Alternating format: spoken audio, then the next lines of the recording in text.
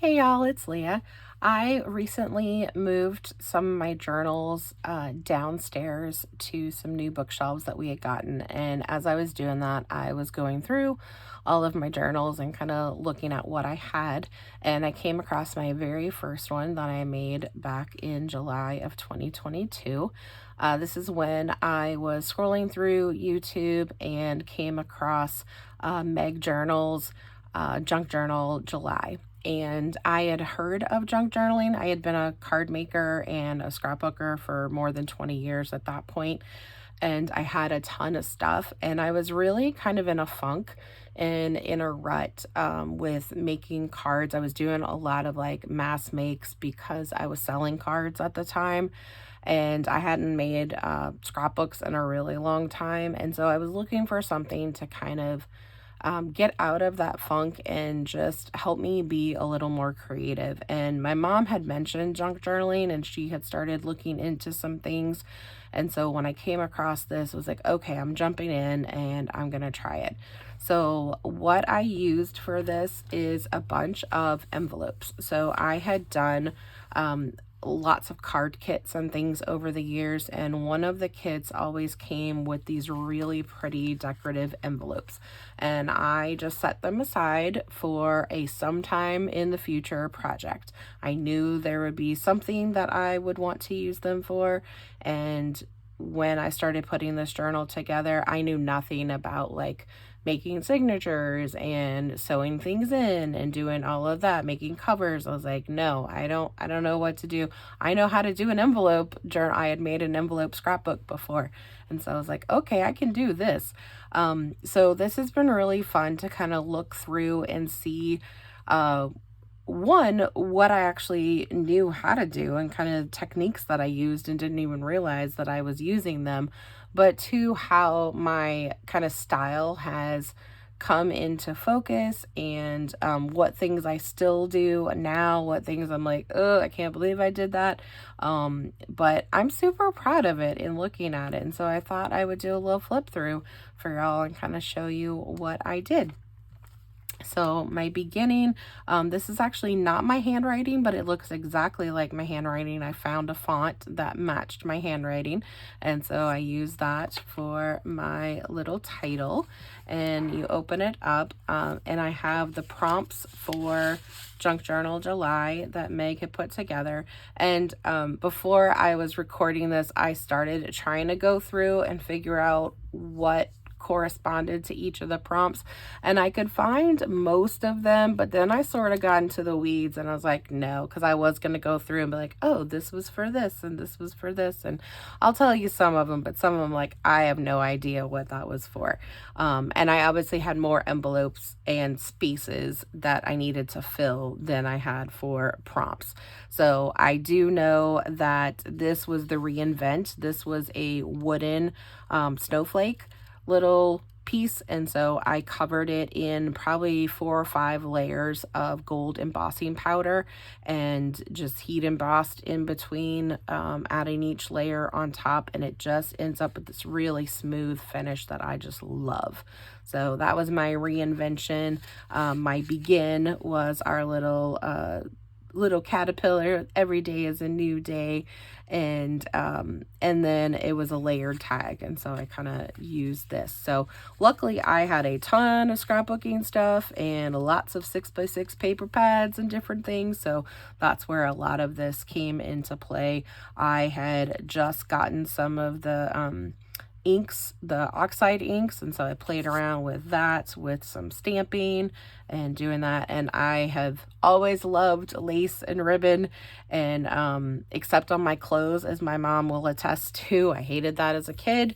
It was scratchy, but as an adult, I absolutely am obsessed with lace and ribbon, and I have way too much of it. So this was, we had transparency, and so I made a little shaker tag. So it was really cool to be able to incorporate some of the techniques that I used in card making or in scrapbooking, and just use them in a different way, and just kind of, I found that my scrapbooks and my cards became very formulaic. Like I was using sketches, or I was just kind of doing things without playing. I wasn't really thinking too much. Or I mean, it just got to be, I don't know, just kind of a chore. I was mass making a lot of stuff. I was selling a lot of cards at that time. So I would just kind of mass produce. I didn't find that joy in it. And so this has really, and still 3 years in, I am still finding joy. I'm discovering different parts of myself and really enjoying kind of what I'm doing with this. So here I just have little butterflies, and I decided at the end to name this kind of a butterfly. What did I do? Butterflies and Memories. And this is inspired by my mom, Peggy, who loves butterflies. And so that's kind of where I was going with this journal, is just kind of thinking, because she's kind of the one that introduced me to the junk journaling. She started bringing it up, and with that, so this one is Symmetry. For this, I had these wooden little butterflies, and I just took some illegible text stamps and used, 2 different colors of ink. And I used the VersaFine Claire for this. I find that it gives a really good stamped image, especially on wood. You can I stamp on fabric with it. I love it. And then just added some little pearls, because you can never have too many little pearls or enamel dots. It's amazing what they can add to a project. And then I just did some washi just to kind of break up the envelope a little bit. Little tag there. Got this little flip. So I tried to, on the flaps, tried to just add some different little decorative elements on there, whether it's a little paper clip or just an extra little piece of paper. This was clashing patterns, so I kind of have this chevron going with the stripes, and then some blue floral on here. So lots of crazy things on that. Used a little die cut piece on this to make a little tuck spot. It was all these terms, like I didn't know the term tuck spot at that point, but I have since learned. This one was time out, so I used just some dictionary page. Excuse me, I'm getting over a cold right now. And then never forget this moment. That has to do with time. And then this one was with fussy cuts, and so another new term I was learning. And so I cut out a bunch of these. This was from a Daphne's Diary magazine. Went a little crazy with the inking. That's when I'm realizing, like, oh, that was a lot of oxide on there. This I could have made into a belly band, now that I know that, but I didn't. I just glued it down onto the page. This one was dyed, so I just took some white lace and ran my ink pad over it and turned it a little pink on there. Okay. And then this was like nature. I think I was going with this, so I just added little pieces. This is another one. I'm like, not really sure. I was just kind of playing around with my inks, and then using just some little Tim Holtz cards. I just, discovered Tim Holtz and was playing around with some of those things. And then this is kind of where I got into the weeds with not really knowing what I was doing, as far as where my mind was with the prompts. I know this was mirrored, and so I just had a piece of silver mirror paper. This I was like, oh, that was kind of cute. I turned a little card into a little hidden journaling space and a pocket. Put that there.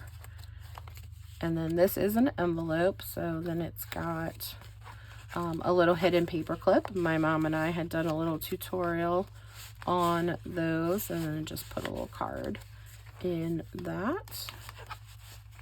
So I was learning some things.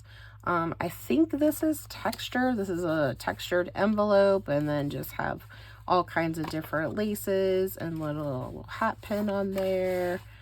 Made a little card. So I, was using, my little decorative punches and different things. So I find that definitely with junk journaling, I had accumulated a lot of little bits and bobs. And so that's where junk journaling has really allowed me to use all of those things. So just glued little Tim Holtz thing on here. My mom actually made these buttons, so these are just cut out of paper and then heavily embossed with clear. I think she uses like the ultra fine clear embossing powder, just over and over and over and over, and they just make these gorgeous buttons. And she had sent me some dyed cheesecloth, and so I used a lot of that. I definitely could have gone thinner. I kept thinking that that was the final layer, and then afterwards she was like, no, you got to keep pulling it apart.